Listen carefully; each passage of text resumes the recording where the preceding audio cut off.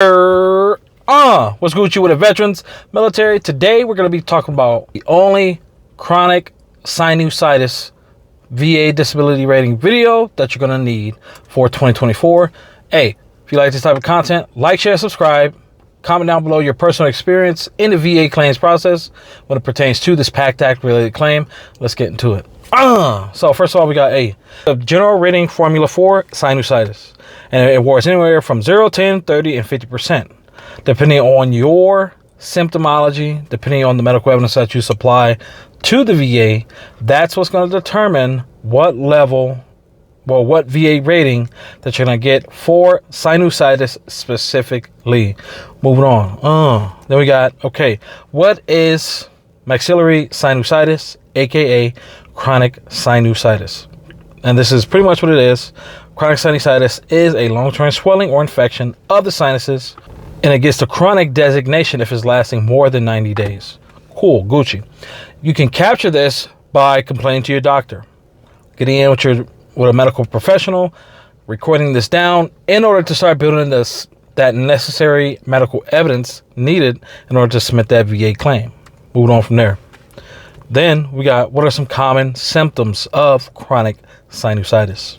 We got facial pain, headaches, sinus pains, nasal congestions, thick colored discharge for the nose, thick mucus, thick, just like I like my ladies, you know what I'm talking about. Loss of smell, fever, throat pain for all my throat goblins out there. Moving on from there. Then we got, okay, how is chronic sinusitis diagnosed? Through complaints. You have to complain about it. If you're not complaining about it, the VA is not going to know that you have any symptomology. Or if you don't have a diagnosis, you really shouldn't be submitting the claim, because 99% of all PACT Act related claims right now are being denied due to what? Number one reason, due to a lack of a diagnosis. So you have a diagnosis prior to going into the exam, as well as a CAT scan, a CT scan, or an X-ray that's going to help you build that medical evidence as well, and tap into that 10% or higher range. Now, we got a little background of what sinusitis is, what the VA looks for, and what medical evidence you're going to need in order to submit that VA claim. But first, how do you initially qualify for chronic sinusitis? So it's either going to be related under the PACT Act presumptive conditions, be able to verify your deployment or your duty station history to these exposed areas that was either in the air, land, or sea operational areas in this area. So whether you served in Kuwait, Afghanistan, Iraq, Djibouti, the Red Sea, doesn't matter, as long as you got something that can verify you're putting you somewhere near these toxins, near the burn pits, near any waste or other herbicides, and things like this. It's going to help establish, okay, this is going to be a PACT Act related claim. If your disability is not related to anything PACT Act, then you would definitely need in-service complaints of what? Okay, nasal sinus issues. You capture this, and complaints go a long way, but they don't go as far as PACT Act related, a PACT Act presumptive condition. So if you got that, it's going to be all good and Gucci. It's kind of bright out here, so shades on for a little bit. Y'all know what I'm talking about.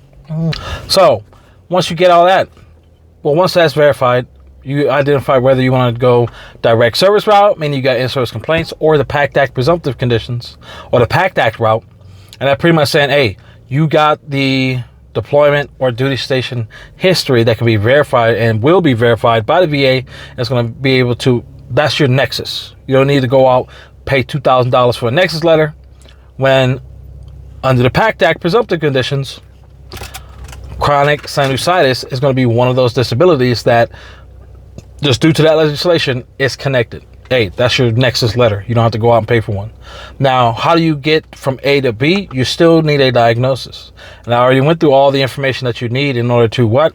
Complain to your doctor, have that doctor identify via CT scan, MRI, or even a CAT scan, or an X-ray mainly. And it's going to be able to identify, okay, yes, you do have chronic sinusitis and possibly allergic rhinitis as well, to include what is the severity. How bad are your sinus issues? pertaining to this. You know, some may have mild to moderate. So it all depends on the medical evidence that you're able to build throughout the time until you hit submit on that VA disability claim. It's going to benefit you to get, you know, keep your ass into the doctor, take care of business. And, you know, if anything, I will say tack on a personal statement as well. It's not going to hurt you. If anything, as long as it's an articulate personal statement. Don't be like one of those veterans who submit a claim with a personal statement that just says, give me benefits. Give them to me now. Because the VA, they're going to look at that and they're like, we're going to give you shit. We're going to give you a 0% or no service connected, and we'll see how fun you have in the higher low review appeals process at that point. But definitely, you want to make sure that you're putting in that information, building that medical evidence sufficiently. Now, once you've done all this, you submit that claim, either yourself, if you're educated, or through representation, either, you know, accredited claims agent or VSO, veteran service officer, veteran employed by a veteran service organization. They're going to hit submit on that claim. And then you're going to be able to go into a C&P exam.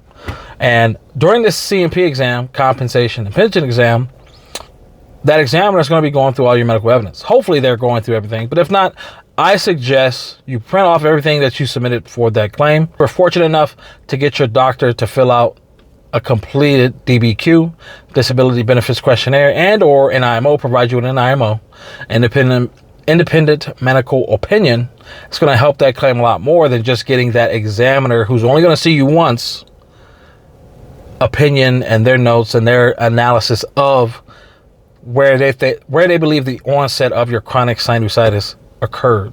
Now, if you got it all from your doctor that you've been seeing, either within the last 6 months or the last 6 years post-military, it's going to look a lot better than that C&P examiner you're only going to go see once. And this goes the same if, you know, for some veterans who are going out and paying these pay-to-play doctors. Okay, cool. Yeah, you may have paid $500 for a DBQ, $2,000 for a Nexus letter, but when the VA looks at that, it's okay, well, you've been seeking treatment at VA Riverside, VA San Diego for the last 6 years. However, you only have this doctor's note from a completely separate entity providing you with a DBQ and IMO. Yeah, it looks good. It's better than nothing, but still, they hold that as equal weight, if not lesser, than that C&P examiner, because it's only a one-time deal. And they're going to lean on that C&P examiner. Why? Because they're paying $2,000 plus to send you to that exam. They're going to get something out of it, whether it be a denied claim or they get you service connected at the highest possible rating. Hey, that all depends on your experience as well as that specific examiner, because there's a lot of examiners out there who be blowing smoke, as well as some VA raters who get that. They get your medical evidence, they get that examiner, everything is supporting service connection at 50%, but then it gets to that VA rater and it's like, oh no, he's like, oh no, I want you in the claims process for at least the next 2 years to get that 50%. I'm gonna leave you with this 10. Enjoy your life, dog. No, you want to make sure that you're staying educated on the process.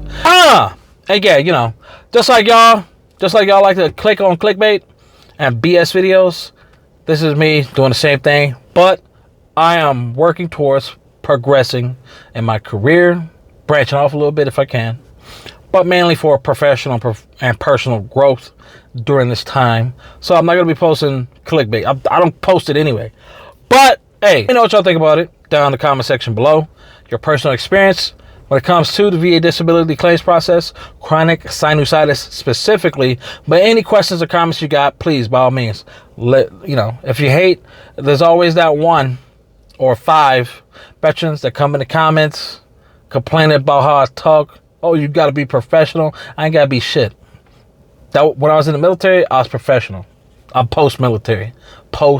I'm in the night ops now. I'm night ops. So I'm not going to adhere to any proper customs and courtesies. Yeah, you know, how you doing, sir? Blah, blah, blah. This is just a video. I don't know why some of y'all take it a little bit serious, but you know, this is my personality. But hey, until next time, y'all don't fucking time this. This is Debo out.